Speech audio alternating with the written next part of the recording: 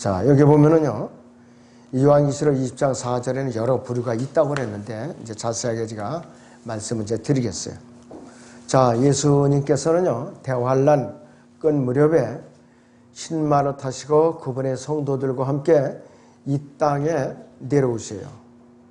그리고 아마겟돈 전쟁터에서 포도주 틀을 짓밟아 그냥 쥐어 짜듯이 2억의 군대를 짓밟아요. 그래갖고 잔혹하게 죽이세요. 그냥 죽이시는 게 아니에요. 진 이겨서 죽이세요. 이사야 63장 3절을 보겠습니다. 이사야 63장 3절을 봅니다.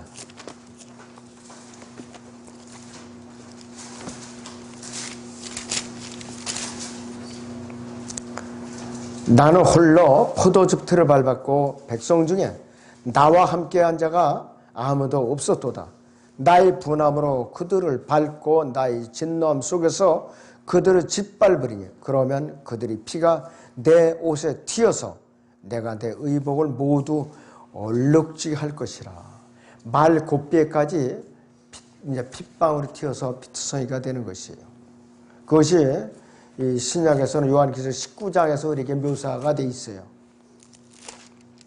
요한계시록 19장에. 자, 여기에 보면은요, 11절부터, 요한계시록 19장 11절부터 보니까, 또 내가 하늘이 열린 것을 보니 흰 말이 보이더라. 그 위에 앉으신 분은 신실과 진실이라 불리며 의로 심판하고 싸우시더라. 그에는 불꽃 같고 머리에는 많은 왕관이 있고 또 한 이름이 기록되어 있는데 그 자신 외에는 아무도 모르며 피에 적신 옷을 입었는데 그의 이름은 하나님의 말씀이라고 불리더라. 또 하늘에 있는 군대들이 희고 정결한 세마포를 입고 흰 말들을 타고 그를 따르더라.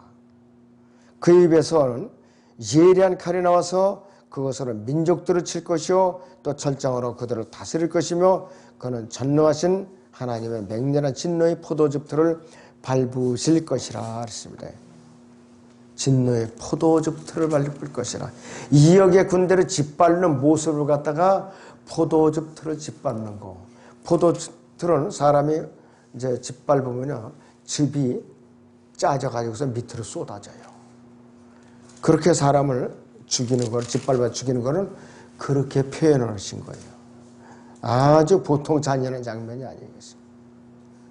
자, 그런데 지금 전쟁에서 이렇게 하면 말들이 많죠. 인권이 어쩌고 잔혹하고 어쩌고 그러는데 예수님께서 오시면 그렇게 죽이셔요, 사람들을. 입법, 사법, 행정부 그분이 다 독재하세요. 지금은 어쩌고 저쩌고. 그런데 공의와 평화가 물같이 흐르는 그러한 통치를 하신단 말이에요. 지금은 아니에요. 지금은. 도덕적인 기준은 완전히 없더라고요. 요즘은. 어떻게 된 게 그렇고 그런 사람들. 아주 악질들만 세우고 그것이 지금 멸망해가는 세상의 모습이에요. 요한계시록 14장 20절에서는 그 포도즙 틀이 도성 밖에서 짓밟히니 그 틀에서 피가 흘러나와 말고삐까지 닿고 1,600 스타디온까지 퍼지더라 그랬어요. 1,600 스타디온, 약 322km예요. 그것이 바로 이 아마겟돈 골짜기예요. 여호사밧 골짜기예요. 그것이 바로. 거기다 2억의 군대는 몰아넣으니까 옴짝달싹부터는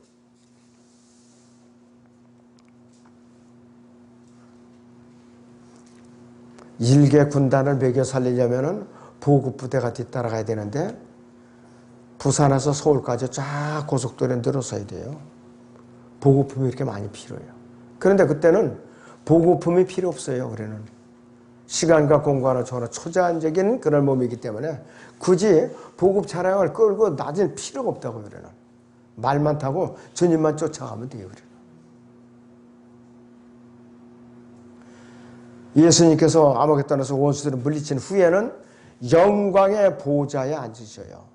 이 영광의 보좌가 다윗의 보좌라고도 불리죠.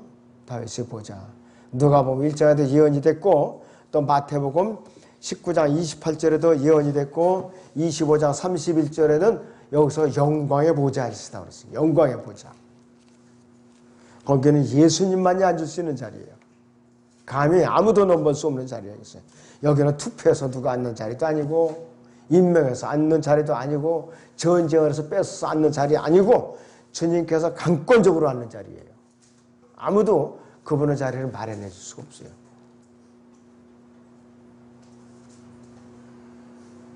이때 다윗에게 약속한 영원한 자비 언약이 이때 성취되는 거예요. 사무엘하 7장에 나오는 다윗에게 약속된 그 언약이 여기서 성취되는 것이에요. 그래서 이방 현자들이 예루살렘 와서 유대인들과 함께 경배하는 것 아주 중요한 의미예요. 이것이 대화를 통해서 이 지상 왕국이 세워져서 그 통치 기간에 이방인들이 메시아 왕이신 예수님께서 경배드리는 그 모습을 예표로서 어린 영차일드 시절에 예수님께 찾아와서 세 가지 예물을 가져와서 경배를 드리는 그 모습이에요. 바로 그 모습이라 이것이.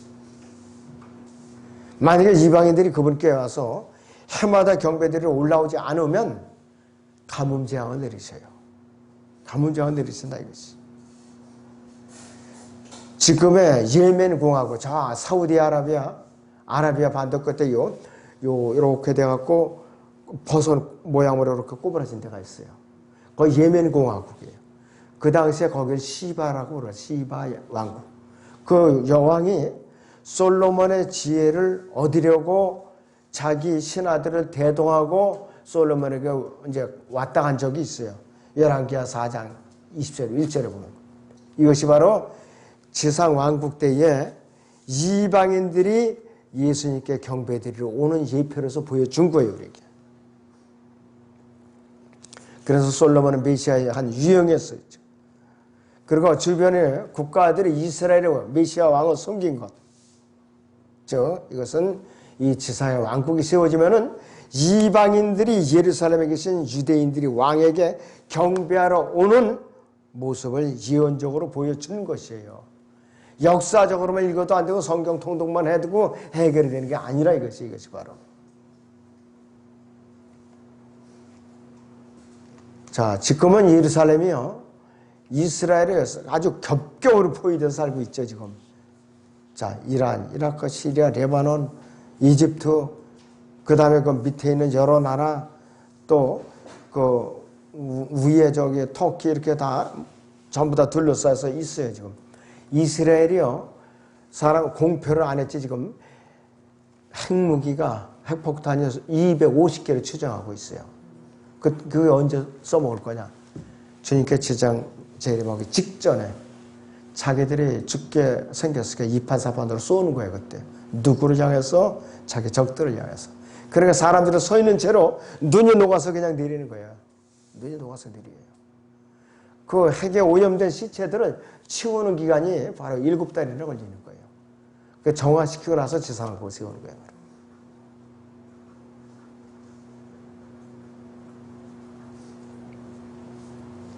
자, 여기서 그때서야 비로소 지상왕국의 성전이 세워지고 제단이 세워져요.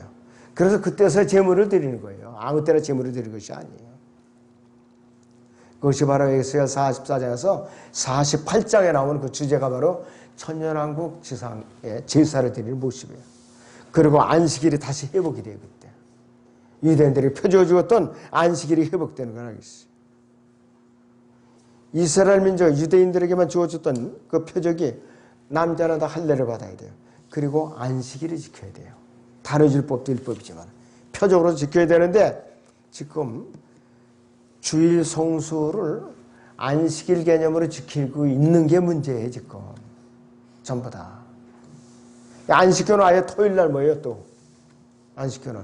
그러려면 차라리 호적을 유대인으로 바꿔야지. 지금이라도. 근데 그러지 않는다 이것이. 그래서 성경에서 오는 세상이라는 단어가 나온 것이 여러 군데 있어요. 오는 세상, world to come 해가지고 이것은 항상 어디를 가게 이제 다가올 이 지상 왕국을 가르치는 거예요.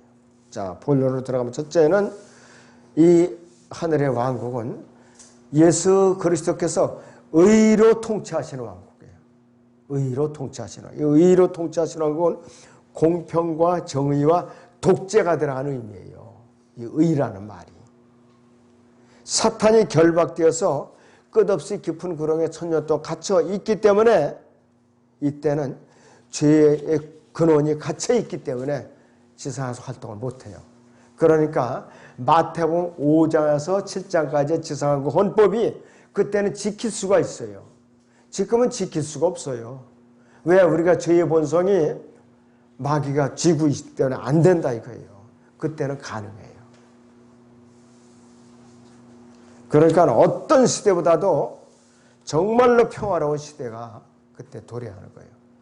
이스라엘은 지금 그 좁은 땅에도 사막이 많아요. 그 아라비아 반도가 전부 옥토로 바뀌어요. 전부. 이스라엘이 세계에서 관상어를 수출하는 1위 국가예요. 관상어. 그런데 그 관상어를 기르는 물을 어디서 공급받느냐. 지하 2000m를 뚫어서 그 사막 깊은 곳에서 지하수를 퍼올려서 관상어를 갖다 길러요. 그리고 이것을 몇 번씩 걸르고 이용하고 또 걸르고 이용하고 3번, 4번 이용해서 걸러서 쓸 때를 쓸 만큼 쓰고 그때서야 버려요, 물을.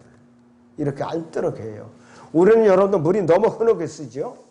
지하 2000면에서 2000을 팔아서 끌어서 쓴 다음에는 우리는 물값이 수도요금은 한 달에 몇십만 원씩 나올 거예요. 그 정도 되면은.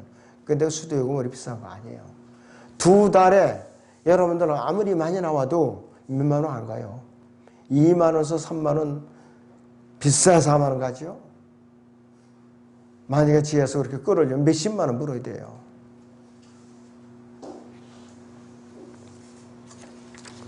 이 구약의 선지자들 그렇게 학수고대하고 있었던 이 헌금시대의 왕국이 이 나라 온다 이것이에요. 그렇기 때문에 이 날이요 지상왕국 전체 기간이 주의 날이라고 불려요. 주의 날. 대환란 끝에부터 포함해가지고. 그래서 유대인들은 창조 이후에 7번째 천년을 안식년이 될 것이라고 학수고대하고 있어요. 지금도. 학수고대하고 있어요. 그렇기 때문에 요한계시록 24장 7절에는 6번이나 천년이 6번이나 언급되고 있어요. 7번째 천년은 안식이 있다 이거지. 그래서 하나님께서는 그때는 인간을 어떻게 다루시나? 율법도 아니고 은혜도 아니고 심판도 아니라 철저하게 공의에 의해서 다스릴 거예요. 공의에 의해서 다스릴 거라 이겠어요. 철권으로 통치하세요. 권력을 절대로 남에게 나눠주시는 분이 아니에요. 지금도 권력은 부자지간에도 안 나눠준대요. 지금 이 시대에도. 권력 때문에 죽이잖아요, 서로. 우리가 또 보고 있잖아요, 지금 이렇게 서로. 지금 누굴 하나 구속시키려고 준비하고 있죠? 그 이면에는 반대가 또 있어요. 경상도 좌파, 전라도 좌파, 권력 싸움 하는데 한 놈은 숨어 있어요, 지금 아직. 그건 나중에 나타나겠지. 그러나 그것도 성공하지 못해요. 지금 지상에서도 이렇게 치열하게 싸워요, 권력 때문에. 그런데 예수님께는 일절 남에게 권력을 이양을 안 해줘요. 철권으로 하시고. 입법, 사법, 행정 모두 그분께서 직접 행사하세요. 모세 시대에는 재판이 힘드니까 1000부장, 100부장, 50부장, 10부장을 임명해서 웬만한 거 위임을 해주셨어요. 근데 그때도 예수님께서는 어떻게 하느냐. 12 사도들이 있었죠. 너희가 나와 함께 12 보좌에서 나와 함께 통치하리라. 주님의 방식으로 어떻게 그들에게 맡겨주실 거예요. 저는 설명을 할 수가 없어요. 지금 이때는. 왜? 그때 가서야 알 수 있으니까. 마태복음 5장에서 7장은 이 율법보다 더 엄격하지요. 읽어보면은. 근데 그때 지킬 수가 있어요. 왜? 죄의 근원인 이 마귀가 이 깊은 구렁에 갇혀 있기 때문에 우리가 죄의 본성을 발휘할 수가 없어요. 그때 가서.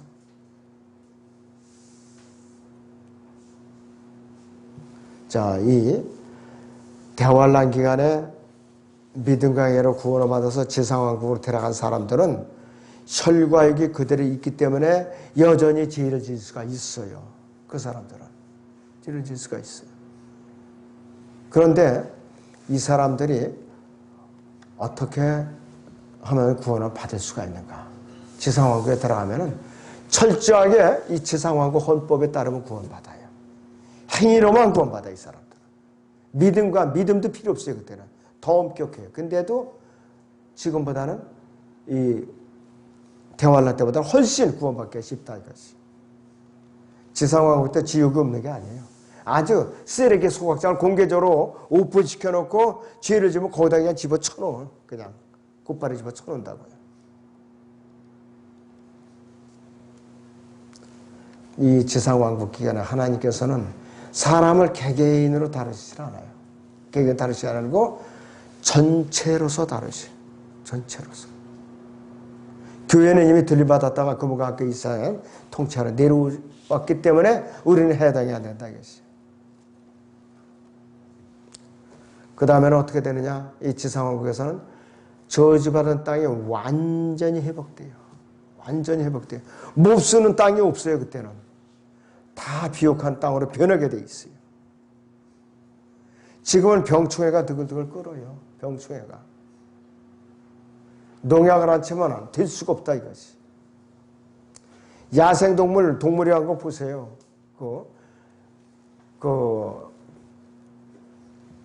백두산 호랑이. 그게 잡아먹는 반경이 100km래요. 100km. 거기까지는 자기 먹잇감을 찾는 자기 반경이에요. 그 정도 자기가 그 영역을 차지해야만 먹고 산다고 그러더라고요. 호랑이가 한 마리가 잡아먹는 면적이. 어마어마하죠. 사람이 만약에 그렇게 크게 땅을 동사지었다면은 엄청난 사람이 먹고 살 거예요. 근데 호랑이는 그렇게 많은 영역을 차지해요. 그런데 그 호랑이가 쫓아도 지상왕국에서 풀을 뜯어먹게 돼요. 풀을 뜯어먹는다 이것이. 그래서 모든 창조물이 함께 왜 신음받는가? 타락한 우리 때문에 그래요. 우리가 회복되니까 그때 가서는 동식물도 회복된다 이것이. 이사야 35장 1절을 보겠습니다. 이사야 35장 1절을 보죠.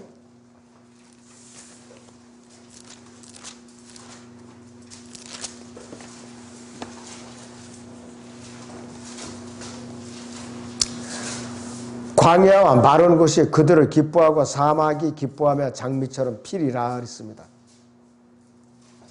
그들이 무수하게 피어 기쁨과 노래를 즐거워할 것이요 레바논의 영광과 칼멜과 샤론의 아름다움이 그것에게 주어지리라. 그들이 주의 영광과 우리 하나님의 아름다움을 보리로다 그랬어요. 사막에 이제 물이 이제 솟아오르는 거야, 사막에. 지금도 아셀 지파 지역에 그 광구에서 석유가 터졌잖아요. 그 광구에서. 사회가 무진장한 이제 자원으로다가 지금 개발되고 있어요. 사회가. 만약에 사회 그 자원을 갖다가 이용 가치를 갖다 확실하게 안다. 그러면 사람들이 가만히 있겠어요? 러시아가 그걸 보고 쳐들어오는 거예요. 자원을 갖다 뺏으려고. 그러나 폐지한다 이겠어요. 완전히 패배공한다 이겠어요.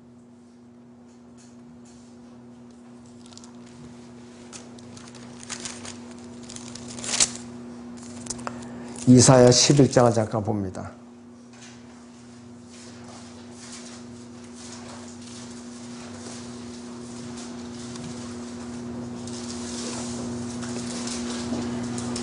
그때는 성경 지식뿐이 아니라 9절 보시면은 그들은 나의 모든 거룩한 산에서 해치거나 파괴시키지 않으리.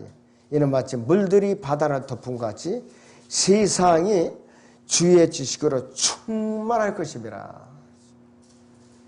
주의 지식으로 충만할 것이라. 서로 해치는 일이 없어요. 서로.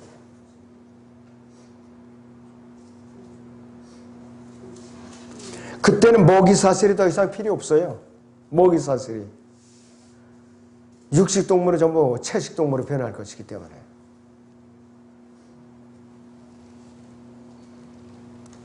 그래서 이사야 11장 6절에서 9절은 문자 그대로 진짜 지상낙원이 이루어지는 거예요. 지상낙원이.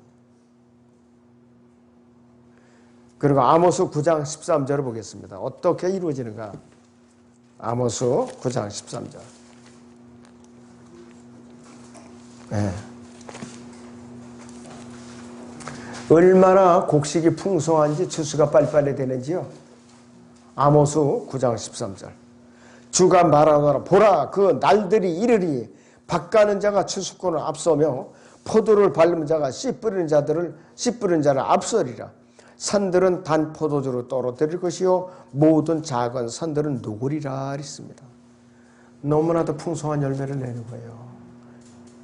추수하기가 무섭게 또 뿌리고 또 추수하기가 뭐지? 그러니까 뭐냐면은 사모작이 이루어진다. 이게 사모작. 정말로 거둬들이기 바빠요. 베트남 같은 데는 산모작을 합니다. 배를 산모작을 해요. 쌀이 많죠. 우리는 아무리 빨라도 이모작밖에 못해. 비닐하우스에서 이제 키워가지고 내도. 그 지상왕국 때는 이제 사모작을 하는 거예요. 부지런히 아주 추수하기 바빠요. 그리고 굶어 죽는 사람들이 없죠. 지상왕국이 되면은. 팔레스타인은 4번의 수확이 있어요. 계절은 6번이고. 그런데 지상왕국이 오면은 12번의 수확이 있게 돼요. 12번. 자그마치. 자, 에스겔 47장 12절을 봅니다. 에스겔 47장 12절.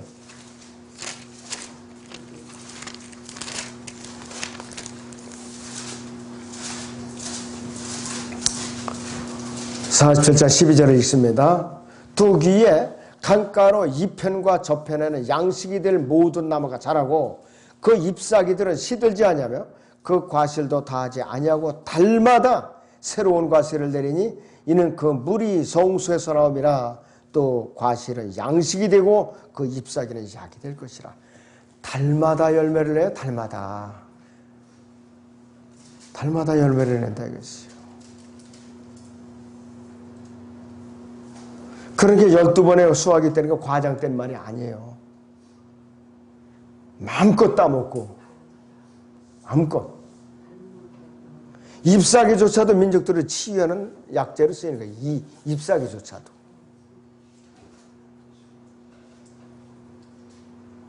또 이사야 65장 20절을 보죠. 이사야 65장 20절.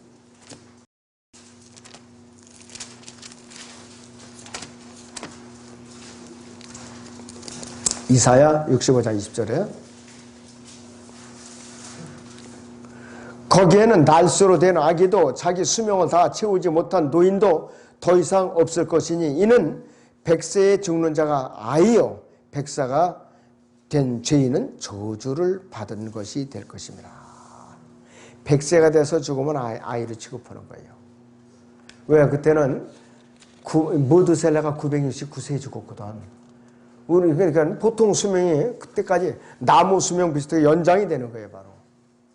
그때는 이제 보험도 더 필요 없어요. 백세 보험도 그건 뭐 게임도 안 돼요. 그거에 10배나 더 수명이 늘어나는데.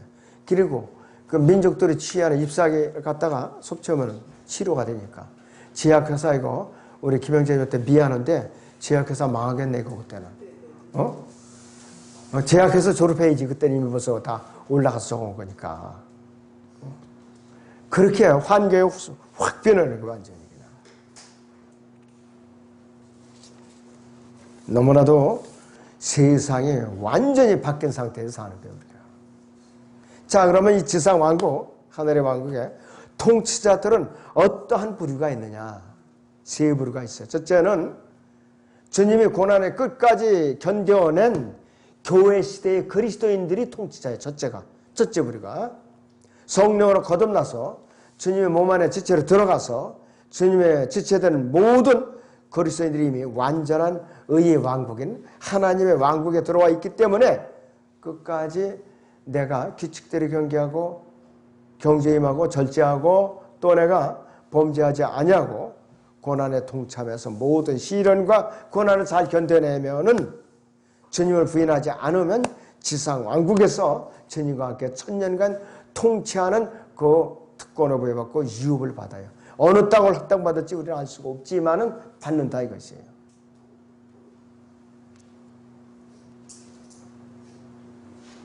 그렇기 때문에 이 땅에 와서 우리가 유업을 받는다는 것은 그리스도의 심판성만큼은 아주 중요한 진리예요, 우리에게는. 그래서 사람들이 아니 구원받았으면 됐지 뭐 이러면서 아니하게 살아요. 이왕이면 내친김에 유업까지 받아야죠. 그 욕심을 부리는 건 나쁜 거 아니에요. 아주 좋은 거예요. 칭찬해줘야 돼, 권장해줘야 돼요. 받아야죠, 그 유업을 우리가. 유업이라는 단어가 나오는 것은요, 예수 그리스도의 천년 통치와 관련이 있는 단어예요, 전부 다. 관련이 있는 단어예요. 자, 이제 신약에서 딱 한 군데만 보죠. 디모데후서 2장 12절만 보겠습니다. 디모데후서 2장 12절만 보겠습니다.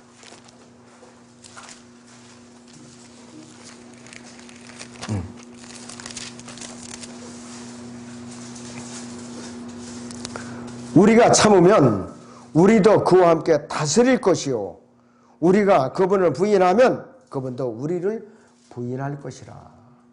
너에게 주어질 유업이 한 뼘도 없어. 이렇게 부인해버린단 말이에요. 그러면 우리는 어떻게 돼요? 한량 그냥. 얼마나 부끄러워 이것이. 자, 그래서 우리가 이 보상을 받을 수 있는 길이 뭐냐? 이 교회 시대에 예수님과 함께 고난받는 거에 인색해서는 안 돼요. 주님을 증거하는데 창피해가지고 나 뜨거워서 아이 쪽팔린다. 한마디로 속된 말로 쪽팔린다. 내가 부끄러워서 왜 이 짓을 하냐 이러면 안 돼요. 자, 거리 설교 나가는 거 분명히 그분을 공개적으로 증거하는 거 그 우리가 으뜸이 되는 거예요. 그리고 내가 어느 자리에서 공개적으로 주님을 시인해야 되네 비겁하니까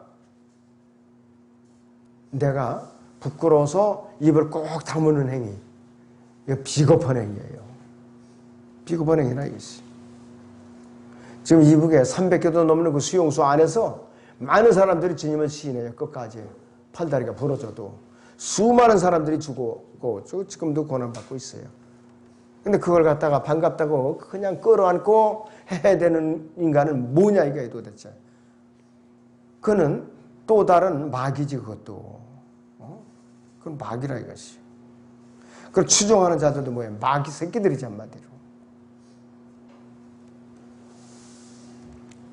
주 안에서 잠들고 있는 자들이나 살아있는 우리나 변화돼서 올라가면은 쉬고 되면은 우리는 그리스도의 심판석에서 공력을 심판받고 혼인식을 거쳐서 이 땅에 온다 이것이.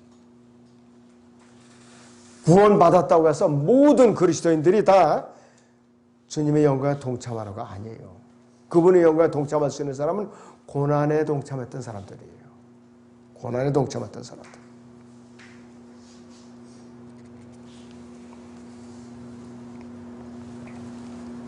자, 여러분 로마서 8장 18절을 보세요. 로마서 8장 18절을 보세요.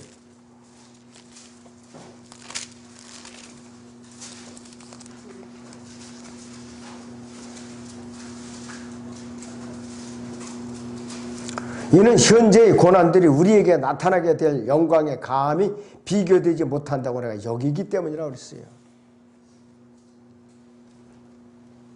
현재의 고난들은 지상 왕국에서 다스릴 영광에 비하면 아무것도 아니에요. 100년도 안 되는 이 세월 안에서. 그러니까 우리가 잘 인내하고 견뎌야 돼요. 정말로 잘 인내하고 견뎌야 됩니다. 자, 고린도 후서 1장 7절을 보죠. 고린도 후서 1장 7절을 봅니다.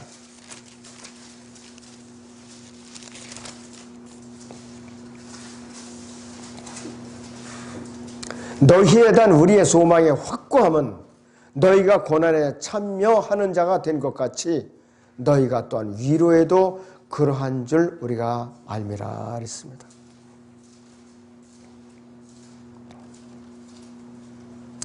베드로는 이 시대에 고난받는 성도들을 위해서 뭐라고 우리에게 이제 위로를 해주고 있는가? 베드로전서 4장 13절을 보겠습니다. 베드로전서 4장 13절입니다.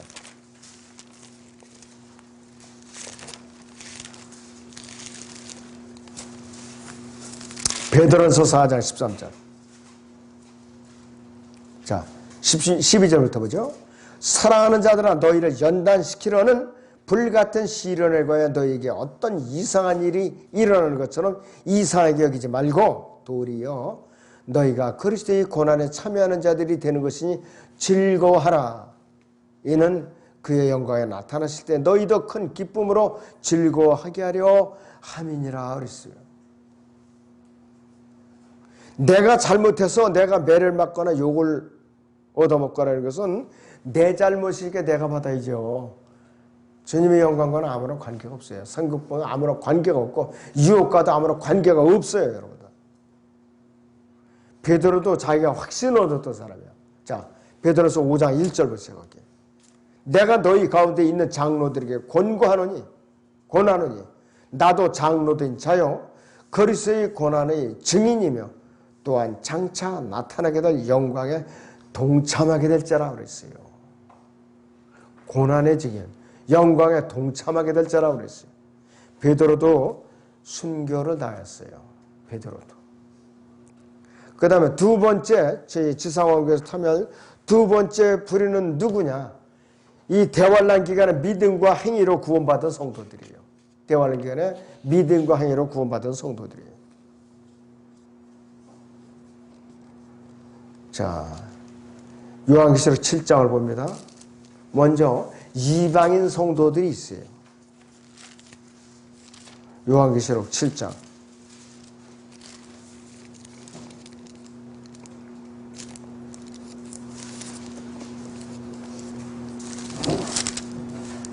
(9절부터) 이 일 후에 내가 보니 보라 모든 민족들과 족속들과 백성들과 언어들에서 온 아무도 셀 수 없는 큰 무리가 흰옷을 입고 그들이 손에는 종려와 나무 가지를 들고 보호자 앞과 어린 양 앞에 서서 큰 음성으로 소리질러 말하기를 구원이 보호자와 앉으신 우리 하나님과 어린 양에게 있도다라고 하더라. 또 그 보호자와 장로들과 네 짐승 주위에 둘러선 모든 전사가 그 보호자 앞에 얼굴을 대고 엎드려 하나님께 경배드리며 말하기를 아멘. 찬송과 영광과 지혜와 감사와 존귀와 권세와 능력이 우리 하나님께 영원 무궁토록 있나이다. 아멘 하더라. 그때 장로 가운데 한 사람이 대답하여 나에게 말하기를 흰옷을 입은 이 사람들이 누구며 어디서 왔느냐 하기에 내가 그에게 말씀드릴 주여 당신이 하시나이다 하니 그가 내게 말하기를 이들은 대환란에서 나온 사람들이며 자기들이 옷을 씻어 어린 양의 피로 시기하였느니라. 이방인 순교자들이에요. 대환란 기간에. 그 다음에 또 한 부류 유대인 환란 성도들이 있어요. 유대인 순교자들. 요한계시록 6장이요. 9절에서 11절을 보죠. 요한계시록 6장 9절 11절을 봅니다. 어린 양의 5째 봉인을 열었을 때 보니 내가 보니 제단 아래에는 하나님의 말씀과 그들이 가진 증거 때문에 죽임당한 자들이 혼들이 있는데 그들이 큰 음성으로 울부짖으며 말하기를 오 거룩하시고 참되신 주여 땅에 살고 있는 그들을 심판하시오 우리의 피를 갚아 주실 그날이 얼마나 남아나이까 하더라. 그러자 그들 각자에게 긴 흰옷을 주시면서 그들이 동료 종과 형제도 그들처럼 죽임을 당하여 그 수가 가득 채워질 때까지 잠시만 더 쉬라고 말씀하시더라. 대환란 기간에 믿음과 행위로 구원받은 성도들 중에는 이방인 성도들이 있고 유대인 성도들이 이렇게 두 부류가 있어요. 그래서 이들은 믿음과 행위로서 구원을 받은 게 참수형을 받아서 이제 목숨을 이제 바친 사람들.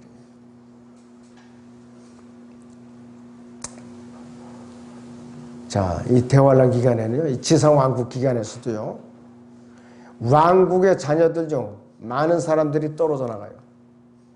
이방인들이 왕국에서 이제 유업을 받게 됩니다. 본래의 가진 이 유대인들이 떨어져 나가고 이방인들이 왕국의 자녀들이 되는데 마태복음 거기 8장을 봅니다.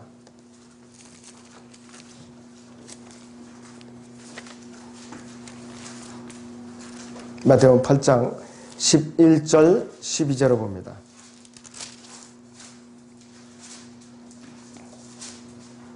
또 내가 너희에게 말하노니 많은 사람들이 동과 서에서 와서 아브라함과 이삭과 야곱과 더불어 하늘의 왕국에 앉으려니와 그 왕국의 자녀들은 바깥 흑암에 던져져서 거기서 울며 이를 갈고 있을 것이라 그랬습니다.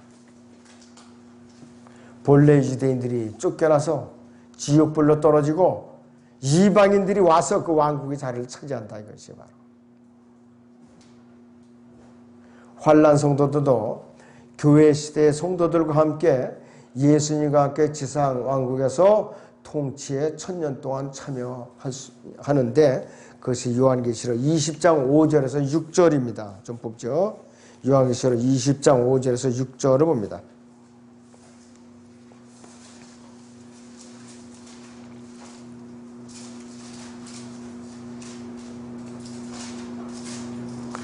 자, 4절 후반절부터 보죠. 또 예수에 대한 증거와 하나님의 말씀으로 인하여 목배임을 당한 사람들이 혼들도 보았는데 그들은 그 짐승에게나 형사에게 경배하지 아니했을 뿐만 아니라 그의 표를 그들이 이마 위에나 손에도 받지 아니했더라. 그러므로 그들은 살아서 그리스도와 함께 1000년을 통치하더라. 그러나 죽은 자들 가운데서 그 나머지는 1000년이 끝날 때까지 다시 살지 못하리라. 이것이 첫 번째 부활이라 그랬습니다. 첫 번째 부활에 참여하는 자는 복되고 거룩하도다. 둘째 사망에 그들을 다스리는 권세가 없고 오히려 그들이 하나님과 그리스도의 제사장들이 되어 1000년 동안 그와 함께 통치하리라 했습니다. 사망에 그들을 지배할 수가 없어요. 그때부터. 지상왕국에서 1000년 동안 통치할 세 번째 부류가 있어요. 마지막 부류 12사도들이에요. 예수님의 12사도들 그 당시에. 마태복음 19장 28절을 보죠. 마태복음 19장 28절을 봅니다.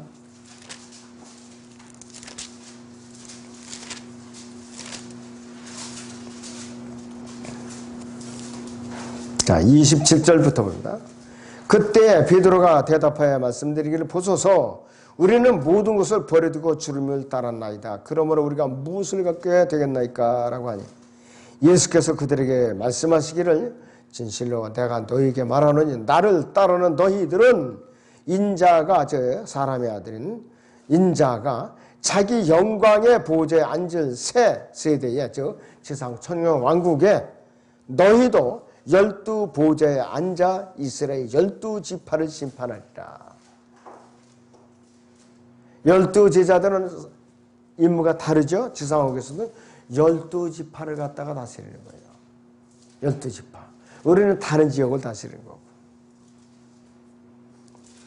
누구든지 내 이름을 위하여 집이나 형제나 자매나 아버지나 어머니나 아내나 자식이나 토지를 버린 사람은 100배를 받을 것이요 또 영생은 상속받으리라 했습니다. 여기서는 영생은 상속받을 자들이에요. 우리는 상속받은 것이 아니에요. 자, 그렇다면은 이 하늘의 왕국, 지상 천년 왕국 시대의 생활은 어떻게 하는가 도대체? 지금 이 시대하고 어떻게 다른가 이것이. 자, 그 시대에는 부활한 영광스러운 몸을 입은 사람들도 육신을 입은 사람들과 똑같이 생활할 수가 있어요. 부활하신 예수님께서는 제자들에게 11번이나 나타났어요. 부활하시고 나서. 그들과 함께 먹고 마시고 대화하고 또 같이 이제 걸어 다니셨어요. 부활한 몸인데도 똑같이 그렇게 됐다 이것이. 우리가 잊지 말아야 할 사실이 한 가지 있어요. 부활한 영광스러운 몸을 입은 사람들의 모습은 천사들과 같아요. 천사들과 같아요.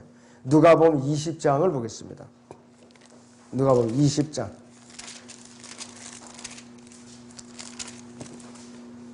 35절에서 36절.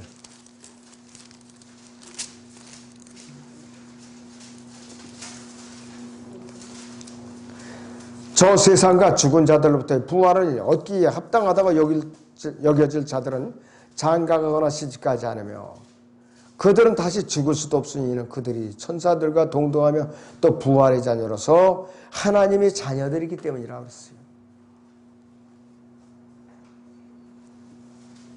구약에서도 천사들은 사람들처럼 먹고 마셨어요. 창세기 18장에서 아브라함에게 왔을 때 먹고 마셨어요. 또 부활한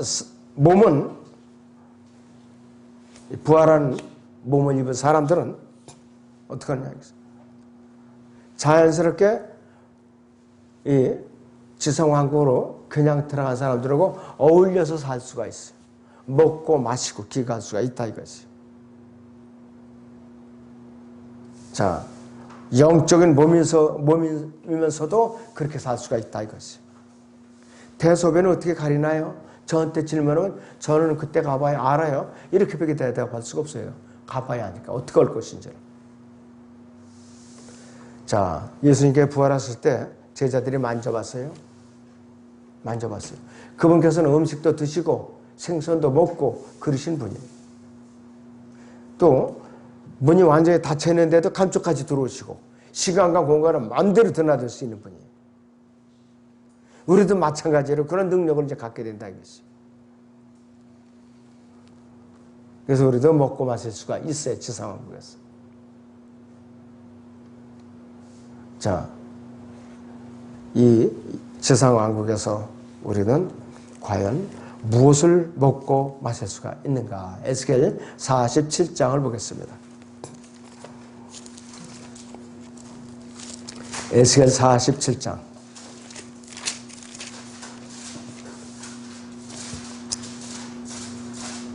7절부터 보죠. 이제 내가 돌아왔더니 보라 툭 이 편과 저 편에 심이 많은 나무가 있더라.